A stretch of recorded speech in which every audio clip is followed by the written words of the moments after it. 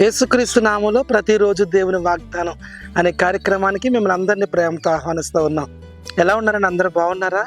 దేవుని కృపలో దయలో వర్ధిల్లుతున్నారా? నమ్మకంగా ఉండండి, ప్రార్థనలు చేసుకోండి. ఈ వాగ్దానం అనేక మందికి షేర్ చేయండి. అనేక మంది దీవించబడతారు, ఆస్వాదించబడతారు. దయచేసి గమనించండి, ప్రతి ఆదివారం యేసయ్య సన్నిధి పాత వీరంపాలెంలో ఆరాధనలు జరుగుతున్నాయి. ఇప్పటికే వేల మంది ప్రజలు వచ్చి స్వస్థత, విడుదల, ఆశీర్వాదం అనుభవిస్తున్నారు.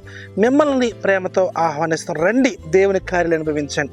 ఈరోజు కూడా అద్భుతమైన వాగ్దానం ప్రవహిస్తున్నారు. రండి, వాగ్దానం చదువుకుందాం. యెషయా గ్రంథము 43వ అధ్యాయము 19వ వచనం. నేను అరణ్యములో త్రోవలు కలుగజేయుచున్నాను. హల్లెలూయా! అద్భుతమైన వాగ్దానం ఈ ఉదయకాల సమయంలో ప్రభు మనందరికీ ఇస్తున్నారు. నేను అరణ్యములో త్రోవలు కలుగజేయబోతున్నాను. దేని బిడ్డలారా, ఎక్కడ ఉండి వాగ్దానం వింట ఉన్నారు? ఎలాంటి పరిస్థితుల్లో ఉన్నాం? కష్టంలో, నష్టంలో, వేదనలో, దుఃఖంలో దేని బిడ్డలారా, మీరు అందరూ కూడా ఏడుస్తూ ఈ వాగ్దానం వింటున్నారు. ఏంటి నా జీవితం, ఏంటి నా బ్రతుకు, నా పిల్లలు ఏంటి, నా వ్యాపారం ఏంటి, ఒక ప్రశ్న నీలో ఉన్నాయి. ప్రభు మీతోనే ఈ వాగ్దానం మాట్లాడుతున్నాడు.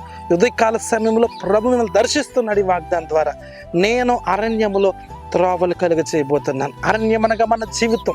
త్రోవ లేదు. ఏ ప్రక్కకు వెళ్ళాలో, ఏ ప్రక్కకి వెళ్తే దీవించబడతావో, ఏ ప్రక్కకి వెళ్తే ఆశీర్దించబడతావో, ఏ విధంగా మేలు పొందుతావో, ఏ విధంగా దేవుని ఆశీర్వాదం అనుభవించాలో తెలియక అపవాదైన సాతాను చిక్కుల్లో, నెమ్మది లేక, అప్పుల్లో, రుణాల్లో పెట్టి ఏ ప్రక్కకు వెళ్ళాలో తెలియక బంధించి ఉంచున్నాడు. ఆ బంధకాల్లో ఉండి చాలామంది ఏడుస్తున్నారు. కొంతమంది నెమ్మది లేదు, కుటుంబంలో భర్త మారలేదు, పిల్లల మాట వినట్లేదు, నువ్వు అనుకున్న కార్యం జరగట్లేదు, కన్నీళ్లలో, అరణ్యంలో ఉన్నావు.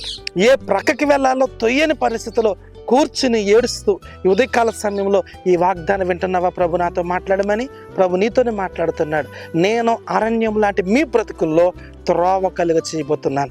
ఈ రోజు నుంచి ఒక చక్కని మార్గం, ఒక చక్కని త్రోవ నీకు కనబడబోతున్నాయి. దేవుడు నిన్ను మంచి మార్గంలోకి నడిపించబోతున్నాడు. నీకు మంచి భవిష్యత్తుని ఏర్పాటు చేయబోతున్నాడు. నీ పిల్లలకు మంచి త్రోవను చూపించబోతున్నావు. ఇక మీదట ఆశీర్వాదం, దీవెన, స్వస్థత, గొప్ప అభివృద్ధి నీ కుటుంబంలో, మీ వ్యాపారాల్లో చూడబోతున్నారు. కాబట్టి ఈ వాగ్దానం నీ కొరకే. ఈ వాగ్దానం ఎత్తుపట్టి ప్రార్థన చేయండి. ఇంతవరకు ఏ మార్గం లేని నీ బ్రతుకులు, ఇంతవరకు ఏ ప్రక్కకి వెళ్ళాలో త్రోవ తెలియలేని అరణ్యం లాంటి నీ జీవితంలో నా దేవుడు అంటున్నాడు, అరణ్యం లాంటి మీ బ్రతుకుల్లో నేను త్రోవను కలిగ చేయబోతున్నాను. కాబట్టి ఈ ఉదయకాల సమయంలో ఈ మాట పట్టుకుని ధైర్యంగా ముందుకు వెళ్ళండి.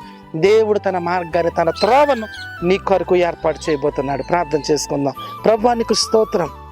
ఎంతమంది ఉదయకాల సమయంలో ఈ వాగ్దానం వింటున్నారు? వాగ్దానం వినిచిన ప్రతి బిడ్డను దీవించండి. అరణ్యంలో త్రోవలు కలుగ చేయబోతున్నాను. కష్టాల్లో, ఇబ్బందులు, ఇరుకులో, అప్పుల్లో, రుణాల్లో ఏ ప్రక్కకు వెళ్ళాలో తెలియకనైనా అనారోగ్యాలతో ఉన్నారు, బాధల్లో ఉన్నారు, కన్నీటిలో ఉన్నారు. వారందరికీ మీరు త్రోవ కలుగ చేయబోతున్న నీకు స్తోత్రం. మార్గం ఏర్పాటు చేయబోతున్న నీకు వందనాలు. మీరు దీవించి ఆశీర్వదించమని యేసు నామమున అడుగుచున్నాము తండ్రి.